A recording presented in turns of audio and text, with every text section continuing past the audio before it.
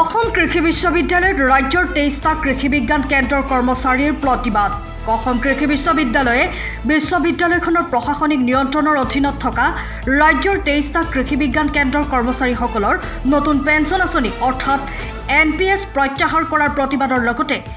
এই NPS পুনৰ প্ৰৱৰ্তনৰ দাবীত আজি অসম কৃষি বিশ্ববিদ্যালয়ত কৃষি বিজ্ঞান কেন্দ্ৰৰ কৰ্মচাৰী কল্যাণ সন্থাই প্ৰতিবাদী কাৰ্যসূচী ৰূপায়ণ কৰে। যদিহে কৰ্তৃপক্ষই কৃষি বিজ্ঞান কেন্দ্ৰৰ কৰ্মচাৰীসকলক NPS নিদিয়ে তেন্তে ইয়াতকৈ জংকী আন্দোলন কৰিব বুলি হুংকাৰ প্ৰদান কৰে।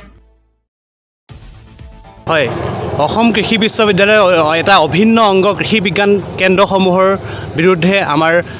ঊৰ্ধ্বতম কৰ্তৃপক্ষই যি NPS আমাৰ আছিলে, যিটো আমাৰ প্ৰাপ্য যি এপইণ্টমেণ্ট লেটাৰত আমাৰ লিখি থোৱা আছিলে, সেই এপইণ্টমেণ্ট অৰ্ডাৰৰ যিখিনি নীতি আছিলে সেই নীতিখিনি উলংঘা কৰি আমাৰ NPS হঠকাৰী এটা সিদ্ধান্ত যিটো ল'লে NPSখিনি উঠাই দিয়াৰ ক্ষেত্ৰত, তাৰ বিৰোধিতাৰে আমি 23টা কৃষি বিজ্ঞান কেন্দ্ৰৰ সমূহ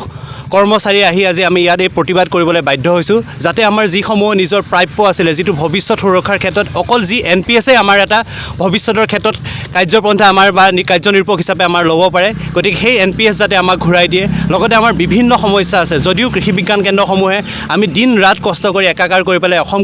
কৃষি বিশ্ববিদ্যালয়ৰ কাৰণে, অসমখনৰ কাৰণে, অসমৰ কৃষি ক্ষেত্ৰৰ উন্নয়নৰ কাৰণে আমি চেষ্টা কৰি আছোঁ, কিন্তু এই ক্ষেত্ৰতো আমাৰ যিসমূহ কৰ্মচাৰীসকল আছে, আমাৰ কৰ্মচাৰীসকলৰ ভৱিষ্যত কিন্তু একেবাৰেই সুৰক্ষিত নহয়। গতিকে যাতে আমাৰ কৰ্মচাৰীসকলৰ ভৱিষ্যত সুৰক্ষিত কৰে, আমাৰ কৰ্মচাৰীসকলৰ যিসমূহ প্ৰাপ্য আছিলে, আজিলৈকে 15-20 বছৰ হৈ গ'ল, বহুসংখ্যক কৰ্মচাৰী তেওঁলোকে আজিলৈকে নিজৰ প্ৰমোশ্যন যিখিনি পাব লগা আছিলে সেইখিনি ঘূৰাই তেওঁলোকে পোৱা নাই।